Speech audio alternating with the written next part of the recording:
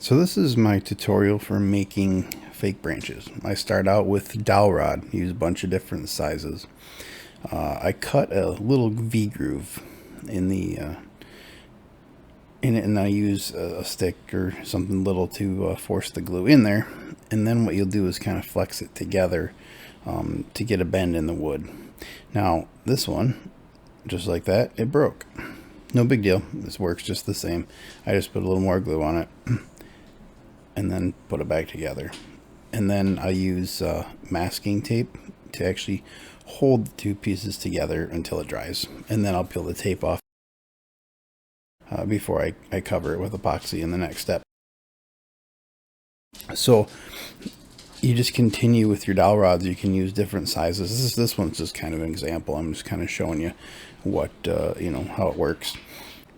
Now what I'll do is take a bigger piece, and same thing, I always glue everything just to make sure it sticks. But in this case, I'm also going to use my nail gun and pop a couple nails in it just to help hold it. You can drill and countersink it in, you can nail it. I just found just gluing and nailing is the easiest way to hold them together, especially when you're doing a big one. You're going to cover it anyway. You're not going to see the nails, ain't going to hurt anything. And you'll see here that the nails actually protrude and stick out. I'm just going to bend them down, and then I will go back later and just take my cutters and cut them off. But for the purposes of this, now you can see that's how you essentially make a branch. If you haven't watched my video on mixing belly gem, check that out before you go to the next part here. Okay, so I have my poly gem mixed, and I've got my bucket of water. I always wear gloves because it's sticky and messy, but use the water to keep it from sticking in your hands. So it's kind of like a clay, but a little stickier because it is epoxy.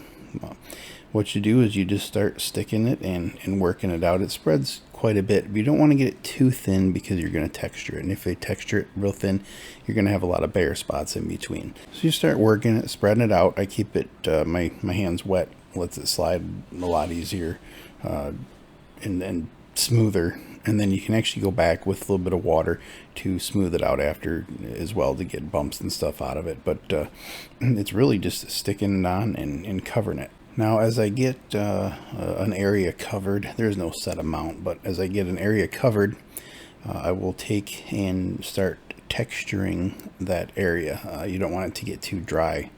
It doesn't dry real quick, but I always try to do it while it's fairly wet, and that way if you need to fix it or anything, you can. So what I'm going to do is take this texture stamp that I have. It looks like tree bark.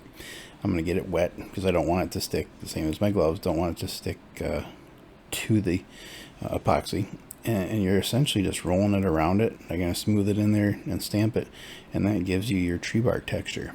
And you're going to just continue this pattern throughout the whole thing. I'm going to show you, I do a little nub here. There's lots of ways you can make it look like a broken branch.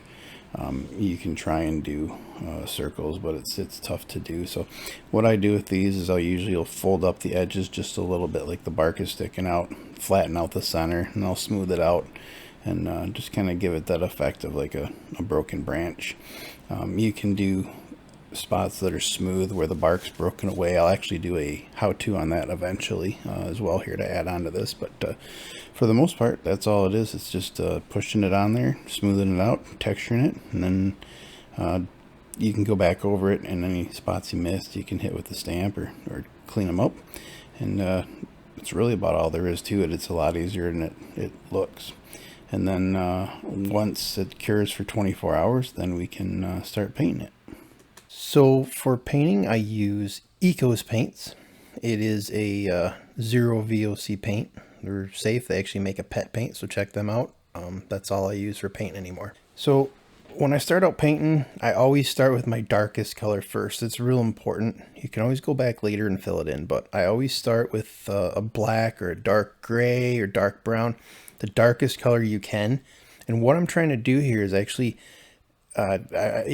fill in the deepest gaps if you can. It's hard to get it in there, and it doesn't have to be completely solid black. It's okay if a little gray shows through, but you do want to get a fairly heavy coat with your base coat. So I start with the black, and as I'm brushing, You can see I kind of dust over it and it'll get on the higher spots, and then you can just kind of push a little harder to get it into the deeper spots there. Just so you get a heavy coat of black is really all you're going for. And the reason you do that, when you look at a tree, you have bark, and you look at the tree bark, you actually have gaps in between the pieces of bark. And in those gaps, it's obviously a shadow, so it's darker. So you want to start with your darkest color first and work your way towards lighter. I'm showing this in real time. I'm not speeding it up, just so you can watch, so you can kind of see the different brush strokes I do, the effects, and how long I spend on a piece actually painting it. Sometimes I go a little longer, depending, how detailed I am with it. But most of them, it's just a quick brush over. And now it does glare a little bit. When the paint's dry, it dries like a satin finish or eggshell finish. It's not real shiny, but it is shiny when it's wet. So it looks like I'm missing a lot more than I am. It's hard to capture those colors in the video a lot of times. So you just continue working your way around, look for spots. Remember to spin it, because it's real easy to miss spots on the back side of a log. So spin it around and get a good coat. I wear my rubber gloves to keep the paint off my hands, but I also use my hands later on actually to blend stuff. It's sometimes just easier with your fingers than it is with the brush. As we get into the dry brush techniques, it is nice to have that. So the paint doesn't hurt you, but it's still good to wear, keep it off your skin, and with any chemical really, but I mostly do it just to make it easier to clean up. So this is what looks like, and now I'm going to let this dry, and then we'll get into our second coat, which is little different colors.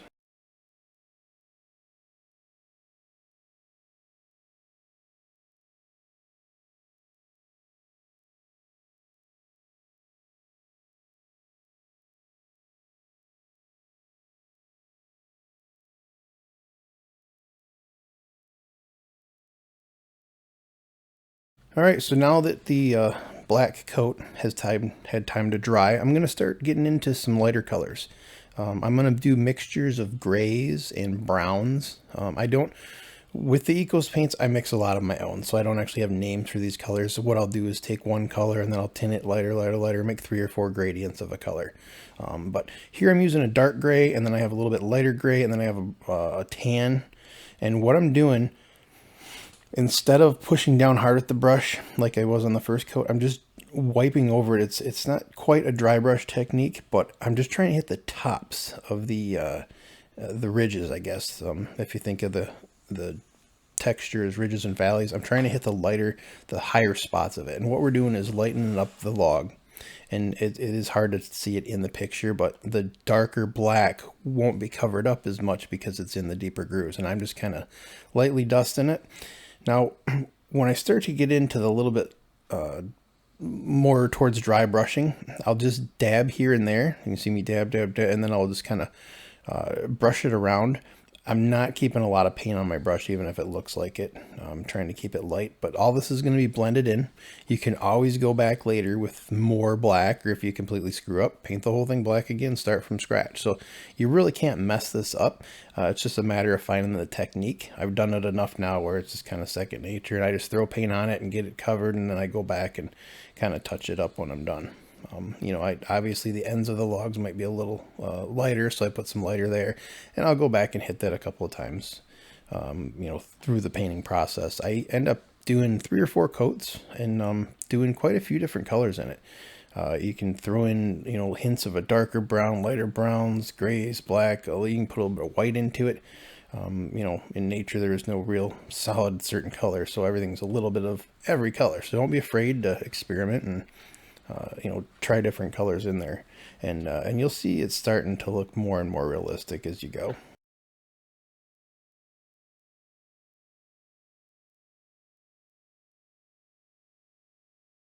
So these coats are just about finished up, and I'll let this one dry off, and it really doesn't take long, but I usually give it 15-20 minutes to dry off, and then we'll start on the next one.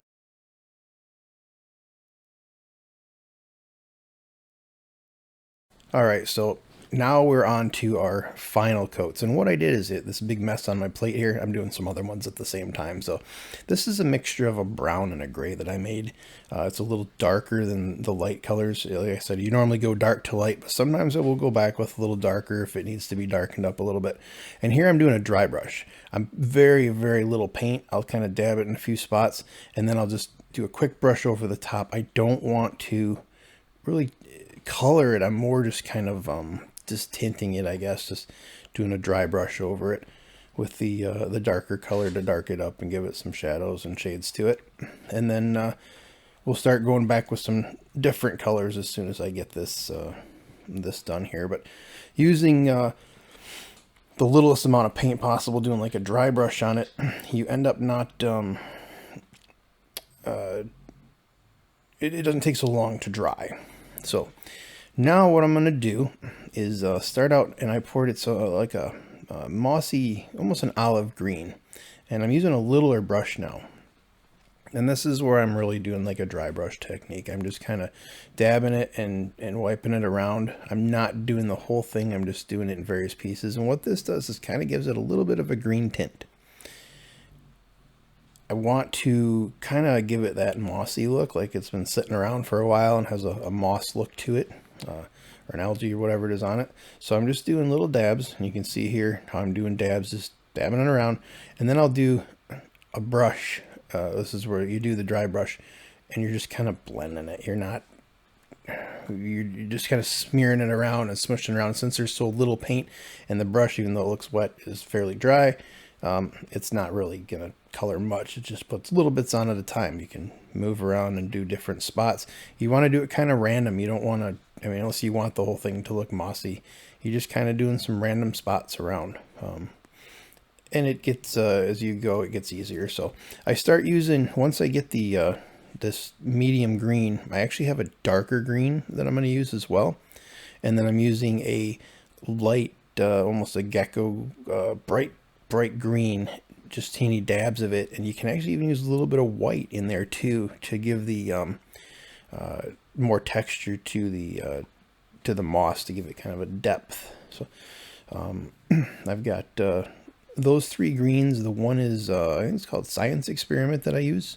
That's one of my favorite ones for the moss, but you do need to have a darker one too. If you do too much light green, it just doesn't look right. The one I was shaking up there, that's just another blended mix. I use that color quite a bit, so I put it in a bowl to save it. You can actually go on Amazon and buy little bottles for they're cheap, just little 2-ounce paint bottles, and then you mix your colors up. If you have leftover paint, you can pour it in there as you're mixing. That way you can use it on the next one, and you don't waste all that paint, because the Ecos paint, it's a great paint, but it's not the cheapest paint out there. So if you can find a way to make it last longer, or reuse it, it's just better for you. So pretty much what I'm doing now, just a little bit of highlights in it with a really light tan color. It's almost, I guess, cream color almost. And I'm just kind of lightening up a few spots and trying to make it so it has more depth to it. It doesn't look quite so smooth and flat. Gives a little more shape. Just little details, making you can use even dark and light colors in the details, just to make it kind of kick out a little bit more and stand out a little bit more. And again, the camera just doesn't color capture the color nearly as well as I would like it to, but it really starts to come out and look like a log when you're done. You'd be surprised. It's kind of fun, because the more you paint on every layer, it starts to look a little more real, and then you start getting some ideas like, oh, I could do this here and this here. And you'll see at the end of the video, I've got one that I did that's a little more advanced techniques than this one that turned out real cool. So yeah, really that's about it. It's a fairly easy technique when you get this far with it, to make it look the way you want to. So what I'm doing here, this is that brighter green. Now that my the darker greens have dried, I'm going to go back, and touch just a little bit more on those. It's real light, just highlighting it, giving a little more texture, because solid colors doesn't look very good. So using 2-3 different colors in the greens really makes it stand out and pop a lot more for that mossy look. Now, every time I do this, you can see I'm mixing darker and lighter, but very, very little paint. You don't want to gob it on there. You gob it on, you're gonna, as soon as you brush it, you're gonna have a big smear of green paint on there, and it won't look nice. So less is more. You can always go back and add more, but it's a lot harder to take it away. And if you do really screw it up, like I said, you can always repaint it, but you're quite a ways in now, so it's kind of a lot to start all the way back from the beginning on it. So better just take your time, use little bits at a time. You don't have to overdo it. You know, and you can experiment too. Take, and before you put it on the log, paint a little bit of gray on a plate or piece of paper, and then try out those colors and see how it looks before you actually get into doing it.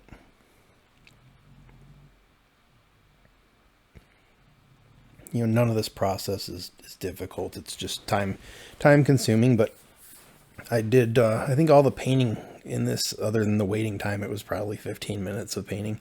It really actually goes pretty quick. I did everything as best I could real time in here. I didn't fast forward anything or really skip anything, so that way you could kind of see, other than when my one jar of paint went open, I skipped that.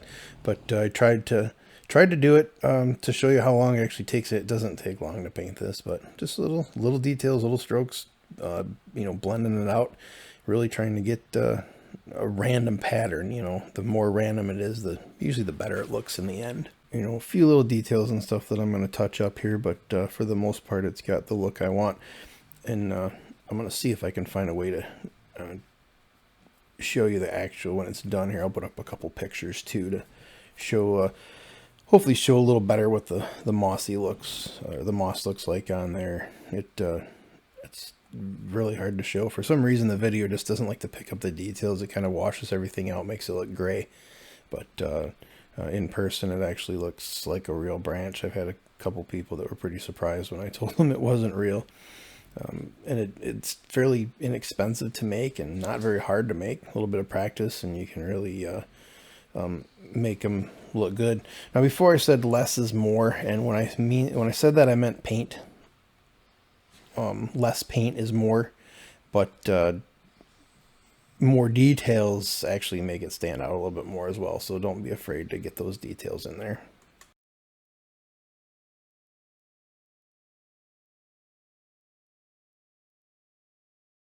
So that really about finishes it up for this log.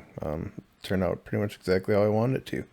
Here in the pictures, you can see a little better what it ended up like. You can see the green a little bit more, but I think it turned out real well. So now this one here is one I put a little more into. I did a technique where I actually make the bark stop and leave bare spots. I actually learned it by accident, but it really adds a neat effect to it. It looks like the bark is falling away from it on an old tree. So, you know, I did the same paint techniques to it, but it's kind of fun messing around and giving it a cool little look. So that pretty much completes my tutorial on making the fake branches. If you have any questions, feel free to ask them down in the comment section, and I'll do my best to answer them and help you guys out. Eventually, I might make another branch tutorial doing a little bit more advanced stuff instead of just a stick, where you actually branch it out and connect it into a background, that sort of thing. So we'll see. But if you like the video, if you could take 3 seconds and hit that subscribe button, I'd really appreciate it. That helps me keep making videos for you guys, and I've got a bunch in the works that I'm real excited to make for you guys. So keep watching, and if you have any questions, like I said, ask. I'll help you out best I can. Thanks a lot, guys.